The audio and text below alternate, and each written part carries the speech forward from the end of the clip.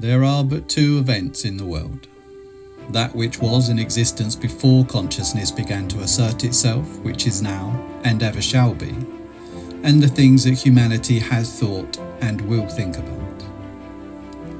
That which was before consciousness began is eternal. That which humanity thinks is changeable and inconstant. That which was before consciousness began is truth. That which humanity thinks is truth only to them. Cosmic absolute law must be fully satisfied.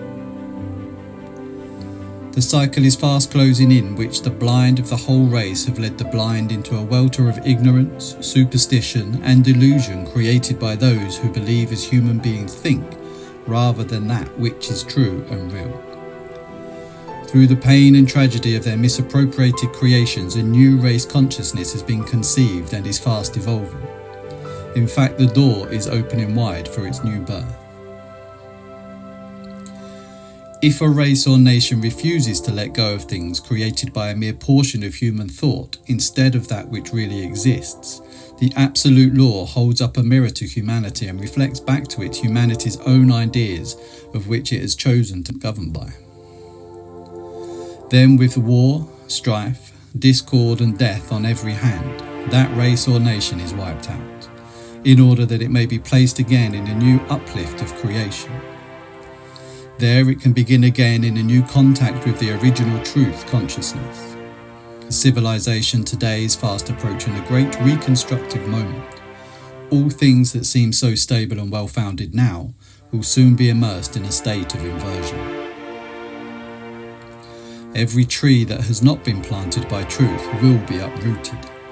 There is approaching a complete cosmic overthrow of the present social, political, financial and religious institutions that will make room for the placing of a new era.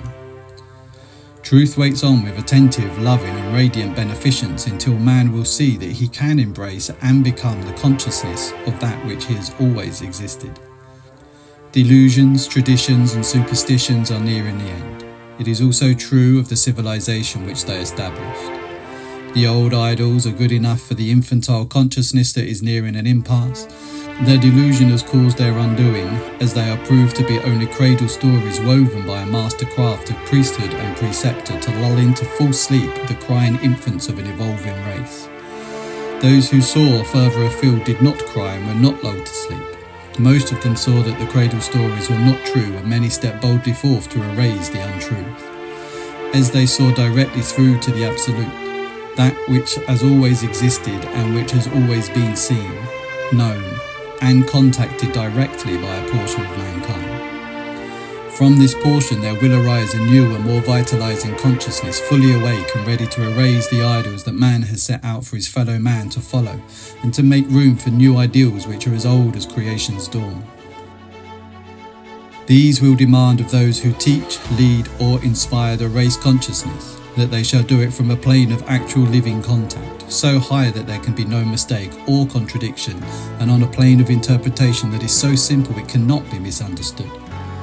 The awakened tiger of higher intelligence and spirituality will refuse to sleep again, as it is already ravaged with the fragments of the past and disappointed with the torture of misplaced confidence.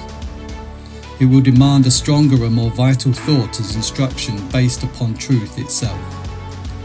The multitudes are now listening over the heads of past centuries with their creed-bound traditions to the old message that to the newly born is working its unfoldment into the hearts and lives of mankind.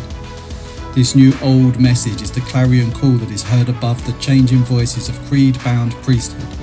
It is louder than the voice of battle. It is louder and clearer than the muffled contradictions of financial, industrial, political and religious lies. There is looming upon the horizon of this new approach a redemption that has an entirely new meaning. This new multitude coming out of this clearer vision and more definite perception is redeemed through deeper revelation emanating out of all races and all people. That emanation is the one life that is in all and through all. In spite of the delusion-bound multitude, their clinging hands and cringing attitude, a greater and more noble vista of the expanding horizon of God, of Christ-man, the Christ of God, the Self, and death itself is looming, and another cycle of spirit is dawning for the whole world.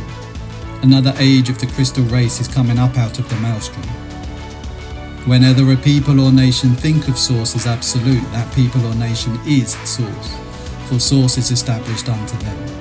As they love, worship and reverence that ideal, they do become source. In the fullness of time they have reached their heritage, that which was first and is established in spirit. Whenever an individual thinks of source, he is source. Source is established within him. A great new race of thinkers is coming to the fore with Herculean strides. The work is already accomplished. Hundreds of millions are re-released with their heart, soul, body and instinct free. They are the throbbing pulse of an unborn race that is again heir to the ages. I see them stepping across the ages, walking hand in hand with Source. Great waves of wisdom flood towards them from eternal shores of the infinite. They dare to step forth and declare themselves a part of Source, a man standing as one eternally with eternal life. They dare to step forth and declare to heaven that much that is written by man is a lie. The new pulse consciousness is the crest of a wave that rests on the new race consciousness. This new race sees man himself, the highest expression on this planet and one with Source through the medium of his life, and it sees that his whole supply flows through that life itself. This race knows that man can live consciously in a perfect universe with perfect people and in perfect accord with perfect situations and conditions, with absolute assurance that there cannot be an error in the great spiritual plan of the cosmos. Man sees Source as cosmic spirit pervading everything. Then, with the subtleties of his mind through his thought, he does not hesitate to review the fundamentals that have placed him where he is and made him that which he is. He knows that this Source is the ever-silent side of his Source mind, linked consciously in thought and amalgamated with the infinite mind. This new race understands that through sun and shadow, without bitterness, the soul's true quest for love and true peace is the truth of Source and man.